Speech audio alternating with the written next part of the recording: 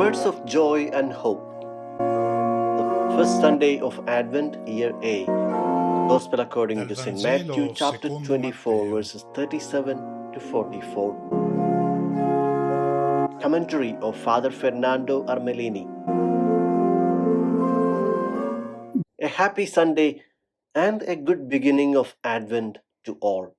To understand the words of Jesus that we are going to hear in today's Gospel passage, we must mention the context in which Jesus pronounced them.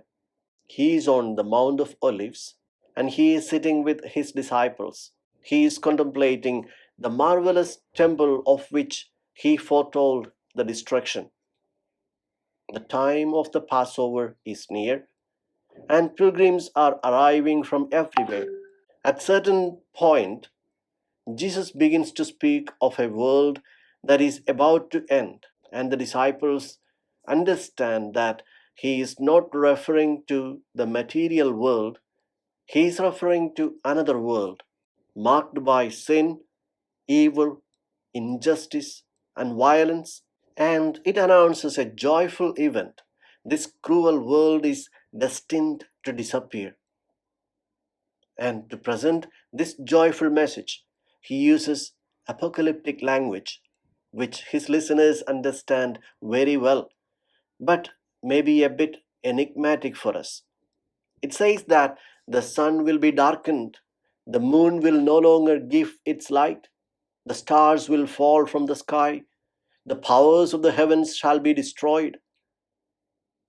This is apocalyptic imagery that Jesus uses. The extinction of the light of the sun, the moon, and the stars does not refer to the stars of the sky that we contemplate, but refer to what these stars represented in the ancient Middle East. They were celestial deities that everybody worshipped because they held them responsible for the life of the world and the destinies of peoples. In the background, they see Aten, the sun god of the Egyptians, shining his rays from above over the newborn Pharaoh and his wife Nefertiti, holding in her arms their three daughters. In Egypt, they worshipped the god Aten, and in Mesopotamia, they worshipped Anu, the moon god. They worshipped Ishtar, the morning star, Venus. Jesus says that the old world ruled by idols has ended. These gods, these stars are about to lose their luster. The eclipse of all the false gods that people have invented has come. And it is from these gods that all the disasters of your lives come. There are many material realities that people have worshipped and continue to deify. They place money in the sky as their idol.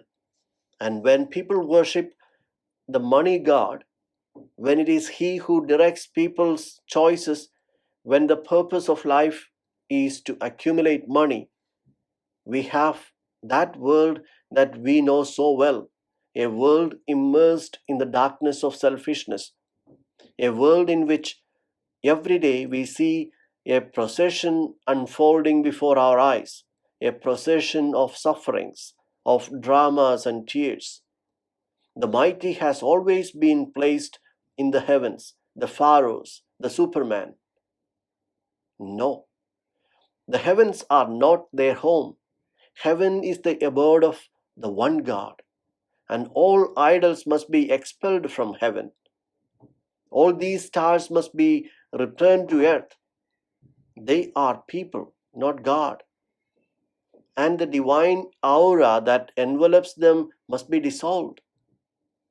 An anonymous prophet who lived about 450 BC, a time marked by social injustice, moral degradation, and religious corruption, was sent by God to announce hope for the poor and said, "The Lord will one day create new heavens and a new earth."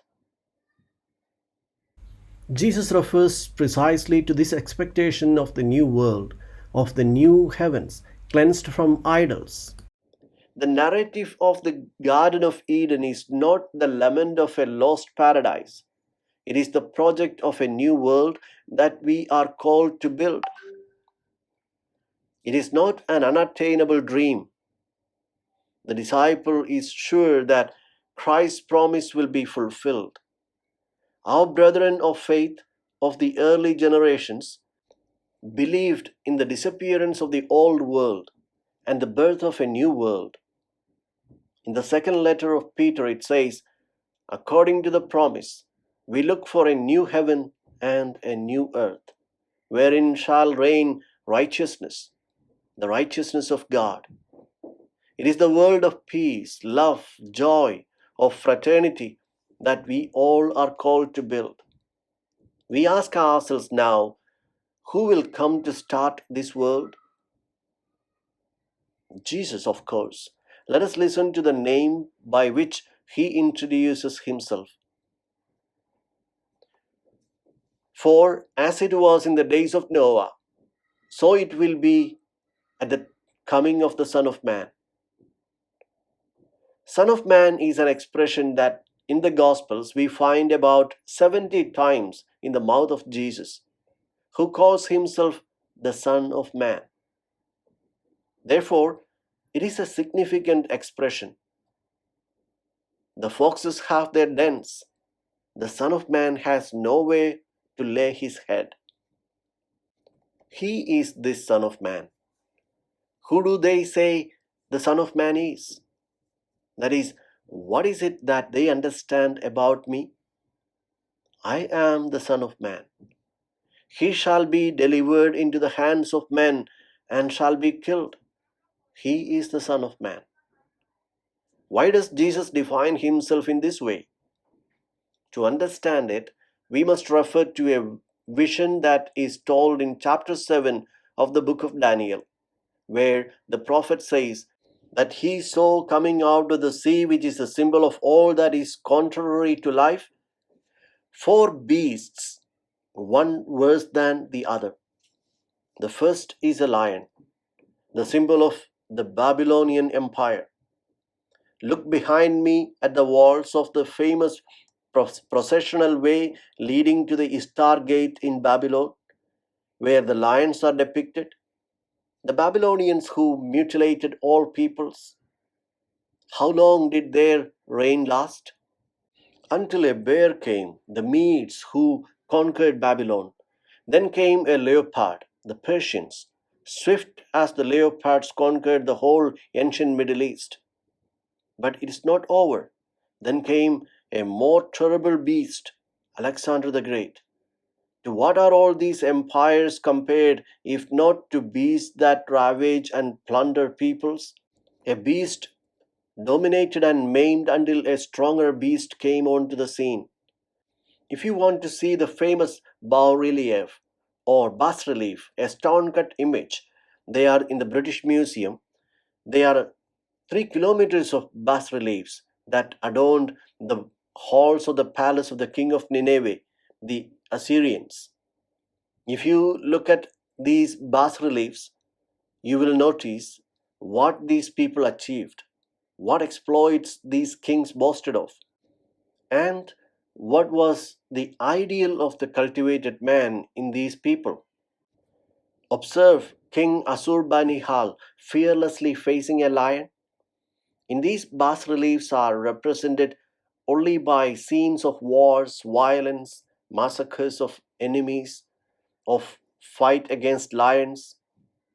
Observe Ashurbanipal shooting an arrow against the enemies. The logic that governed the pharaonic empire in Egypt was the same.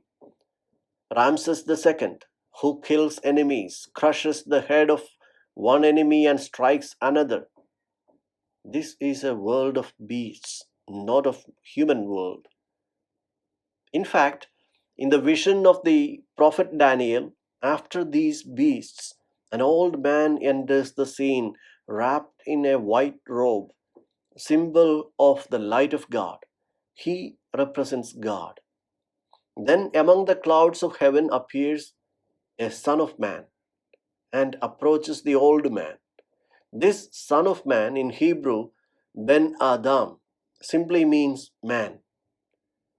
That is, after all the beasts that appeared in the world, these empires that ruled over humanity based on violence, force, and competition, now at last a man enters the scene, not a beast. And the old man, that is God, gives to this man the power, the glory, the kingdom, and says that all peoples will be subject to him, and his kingdom shall never be destroyed. Whereas before another succeeded one beast, now begins a truly human kingdom that will last forever. Jesus called himself the Son of Man precisely to say that with him begins new humanity, true humanity capable of love, not of competing, not of crushing the brother, humanity of lambs. Let us remember that when Pilate presents Jesus to the people, what does he say? Behold the man, this is the man. Not the one who kills, but the one who gives life. This is truly man. One is not a man when one dominates, but when you serve, when you love. The answer of the chief priests and the guards, what was it? They said to take him out of the way. They were the ones who wanted to perpetuate the old world. They told them to crucify him. The beast cannot stand man. He is too different from them. And his adversaries were annoyed by his presence. So they attacked him. Jesus was rejected precisely because he was the Son of Man, a real man. Naturally, all those who want to be men like him will not have a different fate. And Jesus said, if they have persecuted the Son of Man, they will also persecute you if you are a man. We wonder now how this struggle will end between the world of the beast, which wants to continue, and the human world proposed by Jesus. It is told at the end of the book by the seer of the Apocalypse in chapter 21, where he says, I saw a new heaven and a new earth. The former heaven and earth had disappeared, and the sea was no more. This is how human history will end. God's plan wants a true new humanity. Will end with the disappearance of the sea. The sea will be no more. It is what Daniel saw the beast coming out of the sea. This sea shall be no more. With what disposition shall we now await the coming of the Son of Man? Jesus tells us now, taking the account of the flood as a reference. Let us listen.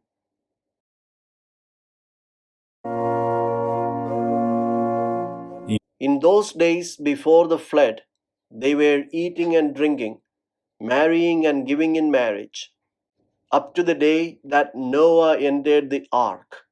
They did not know until the flood came and carried them all away. So will it be also at the coming of the Son of Man. Jesus parallels what happened in Noah's time and what can happen today. What were they doing in Noah's time? They ate, they drank, they took wives, they took husbands. They did nothing strange or wrong. They did what we do today. Of course, there are two ways of eating and drinking. There are two ways of living sexuality. Some feed themselves thinking only of themselves. They hoard bread. They never have enough.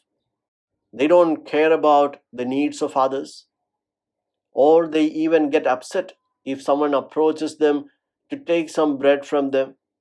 If, on the contrary, others are content with their daily bread, they share their bread with their brothers and sisters. There are different ways of satisfying one's own biological needs. Some think only of their pleasure, and others are only happy when they can make the other person happy. Selfishness is what characterizes the old world. Sharing, loving, care for others is the new world. What was the mistake made by Noah's generation? It is enough to read the biblical account in the book of Genesis, chapter 6, which explains the reasons for the flood. Of course, God did not send any flood. It is the image of a humankind that does not fit into God's design. The sacred text says that humankind was corrupt before God and full of violence. That is what characterizes the old humanity. The competition that always leads to violence, oppression, to the attempt to enslave the weakest. The people at the time of Noah belonged to this humanity which was destined to disappear. They, on the other hand, believed that it would be eternal, that it would continue forever. But God does not accept this humanity, and they should have understood that an epochal change was about to take place. There were clear signs that it was about to happen, and they should have grasped them. They had seen Noah building the ark. They did not become aware, and they did not accept to enter the new humanity. The flood came and swept them all away. Jesus concludes, "So shall it be at the coming of the Son of Man." He is speaking to us. The Son of Man is coming today in His gospel, and we must be careful because we could repeat today on our part the error of the flood generation. Jesus shows us the true face of God and the true face of man. We could turn only to our material needs: eat, drink, take wife, take a husband. Indeed, important material realities, but they are not absolute. We must hold on to how the Son of Man proposes to live these realities. We are interested in the family, the home, the profession. These are very important things. But how to live these realities? In the old way or as a new man? This is what Jesus tells us to be careful. Do not repeat before the coming of the Son of Man the mistake made by those who lived in the time of Noah. You would be cut off from the history of God. I said there are two ways of eating, drinking, and living sexuality: one selfishly and one driven by love, by the joy of seeing the other person happy. Now, Jesus tells us that there are two ways to carry even one's profession. Let us listen. Two men will be out in the field. One will be taken and one will be left. Two women will be grinding at the mill. One will be taken and one will be left. Jesus gives two examples to show that there are two different ways of carrying out the profession. One is that of the one who has not accepted the kingdom of God, the proposal of the new man that Jesus makes. The other is the one who has accepted God's kingdom and entered the new world. Jesus takes these two examples of the activities that men and women carried out in his time. The men went out to work in the fields, and the women stayed at home, milled the grain, prepared the flour, and made bread. The first example he gives is the profession of the men, and he says two men will be out in the field. One will be taken, or rather, one shall be received. That is, one shall partake in the new proposal of man, will carry out his activity according to the image of the new man proposed from the gospel, and one will be left or will be lost.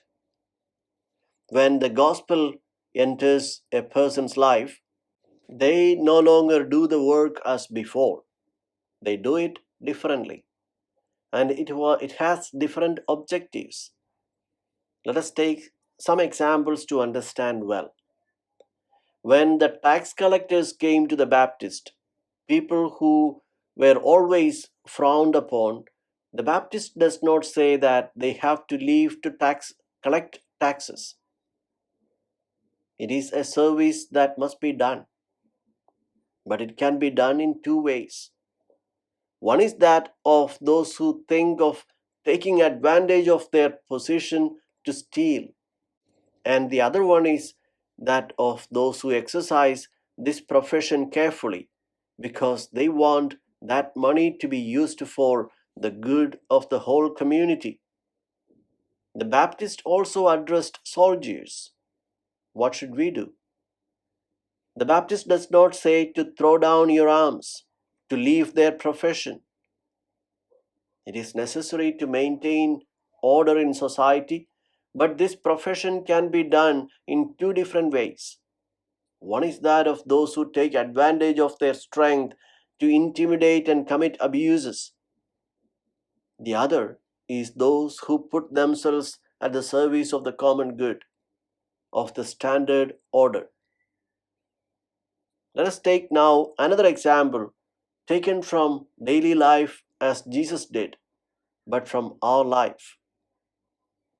Two doormen in the same building. The first one hears the doorbell, someone knocking at the door. He looks at the monitor and sees that there is an older woman who enters, and she is disturbed. She doesn't know where to go. He immediately leaves the door and goes to meet her, politely greets her, smiles, and then helps her up the steps, accompanies her to the elevator, and makes some jokes because he realizes that she is sad. This is someone who is welcomed, performs his profession as a service that makes needy people happy. Then his colleague arrives to relieve him. He is pretty depressed. It's Monday. He has got the sports paper under his arm and his favorite team lost the day before. He sits on the porch in a somber mood and begins to leaf through the newspaper greedily. He hears the doorbell ringing and sees on the monitor that a little old lady enters, a little embarrassed, and she doesn't know where to go. The doorman notices that it will take her half a minute to get there, and he can go on reading the newspaper, maybe to find the reason why his team lost. It is the referee's fault, naturally. When the old lady arrives, he lets her talk, but he doesn't look away from the newspaper, doesn't care about the old lady, and finally says, "There is the elevator," and keeps reading. There are two ways of doing an activity. One is that of the one who has entered the new world, carries it out according to the proposal made by Christ. The other is that of the one who thinks only of his interest. Two women will be grinding at the mill. One will be taken and the one will be left. Let us take an example of food preparation. It is in a restaurant where many foreigners pass by who come to visit the city. Those people will come maybe once and then they won't be seen again. So I can also take advantage and put in some leftovers because the important thing for me is to win. This is the old way. The new form is that of someone who became a new person, having accepted the proposal of Jesus of Nazareth, prepares everything well, very carefully, even if he never sees those people again. She cares that they go away happy. These are two ways of carrying out the profession. We can review our professions as they can always be fulfilled in two different ways: kindness, smile, sensitivity, concern for others, and friendliness are not part of employment contract.